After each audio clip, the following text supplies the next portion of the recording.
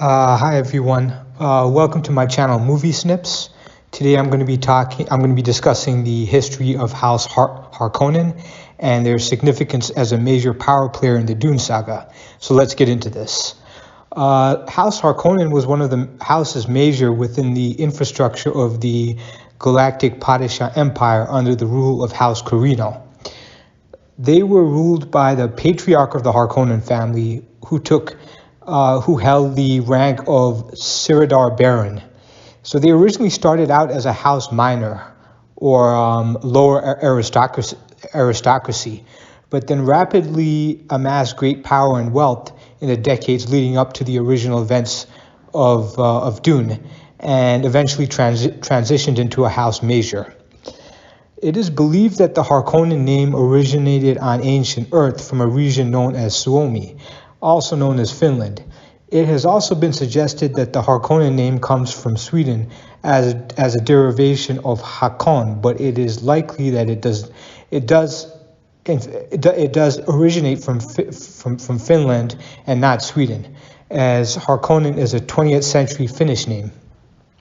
So the Harkonnen family, during the time of the League of Nobles, maintained a thriving commercial empire and oversaw mining operations on the planet Hagal. So this was well before the events of the thousands of years, at least hundreds, if not thousands of years before the original events, before the events of the original Dune novel. The patriarch of the family, Ulf Harkonnen, and his wife, Katarina, were held up by the Cymex, or thinking machines, in their starship above the planet Caladan. Piers, a son of theirs who accompanied them, was ejected down to the planet's surface and was never heard from again, and was presumed dead. So Piers' brother, Xavier Harkonnen, was raised by adoptive parents of the Tantor family, Emile and Lucille, after his mother and father passed away. And he was raised on the League's capital world of Seleucus Secundus, which was the center of operations of the human resistance against the machines during the time of the Butlerian Jihad. So Xavier eventually became a primero during the Butlerian Jihad, but was disgraced when he killed the Grand Patriarch Iblis Ginjo, one of the leaders of the human resistance in the Thalum system. Although this was likely an act of self-defense, as Iblis Ginjo was revealed as a possible traitor to humanity in the war against the thinking machines. So Xavier's grandson, ABULURD Harkonnen, would then go on to officially establish House Harkonnen. And the long-running feud with the Atreides originated after ABULURD refused a direct order from Vorian Atreides, his commanding officer at the time, to kill a few million humans enslaved by the thinking machines. So Vorian believed that this was a necessary action, as obliterating the machines along with the enslaved humans at this particular battle would have saved countless more lives. But ABULURD believed that the machines posed no threat to the humans in question and deactivated the weapons of the human attack fleet because he didn't want to see a lot of people die. So then the human fleet would eventually win the battle, but ABULURD's actions made the battle more drawn out and bloody. And ABULURD's disobedience was exposed by Vorian himself at the Battle of Corin, the Butlerian Jihad's last battle against the machines. So as a result, ABULURD was labeled a coward and a traitor, and he was banished from the League worlds to the frosty planet of Lankiveil by his own brother, Faken Corrino, who would go on to become the first Padishah Emperor. So ABULURD's sons were told the story and grew to hate the name Atreides and all the Atreides descendants, as they believed that their ancestor had been wrongfully disgraced and exiled by Vorian Atreides. And they were bitter about this. So in the coming centuries, House Harkonnen would relocate their center of operations to GIEDI Prime. GIEDI Prime was a dim, heavily industrialized planet with a low photosynthetic potential, which actually orbited a dwarf star, giving off only about 25 to 30% of the natural light emitted by a larger G-class star, such as our sun. So House Harkonnen became notorious for its underhanded and sinister political tactics and for the ancient feud it maintained with House Atreides. In addition, House Harkonnen had developed a reputation for ambition, unchecked ambition, malevolence, hatred, and brutality. This was not true of all Harkonnens, however, as some had kind-hearted and noble intentions. An example of this was ABULURD RABBAN, the half-brother and polar opposite of the vicious Baron Vladimir Harkonnen, who put the well-being of human beings above the ruthless desire to rapidly amass wealth and power at any cost. So after many centuries of toiling as a house minor, the House Harkonnen would gradually gain status and prestige within the Landsraad, and a lot of influence too, mostly due to the shrewd manipulation of the whale fur market on Lankiveil, which was primarily credited to the efforts of Baron Dmitry Harkonnen and his son Baron Vladimir Harkonnen. So House Harkonnen had built its power on maximizing production output and minimizing production expenses by ignoring economically ethical behavior. And indeed, Harkonnen governing was based on a simple foundation of fear and terror.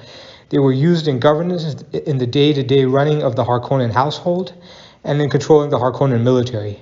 With a vicious social order based on treachery and punishment, soldiers rose through the ranks through deceit, trickery, and if necessary, occasionally assassination. So life on GIEDI Prime was harsh and meager, and the general populace had few opportunities to improve their living conditions. So in approximately 10,130 AG, House Harkonnen won the Siradar fiefdom of Arrakis and would rule the planet with an iron hand for the next 80 years. So their responsibility was to mine the spice melange and guarantee production, steady production, and supply it to the different power players of the known universe.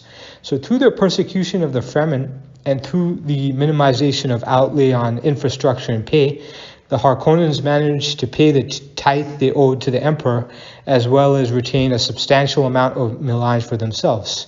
So by 10,191 AG, the Harkonnens had managed to amass incredible wealth through spice mining. So despite House Harkonnen's relative power just before the end of the Carino Empire, Baron Vladimir Harkonnen desired the ultimate end goal of usurping the Carinos and forming the new Harkonnen Empire. Thus, he secretly plotted against both House Atreides and House Carino, hoping to destroy the former and overpower the latter through force and marriage. After mistakenly believing that he had destroyed all remnants of House Atreides, he groomed his younger nephew, FEYD RAUTHA, as the eventual future Baron of House Harkonnen and schemed to create a marital alliance between FEYD and Princess Irulan Carino in an effort to usurp the imperial throne. He also conspired to use FEYD as a false messiah who would gain the unswerving loyalty of the native Fremen population of Arrakis. So had the Baron managed to actually accomplish this, he would have had a fighting force that would have been able to rival and perhaps even overpower the Emperor's dreaded Sardaukar, forcing the Carinos into a compromised position.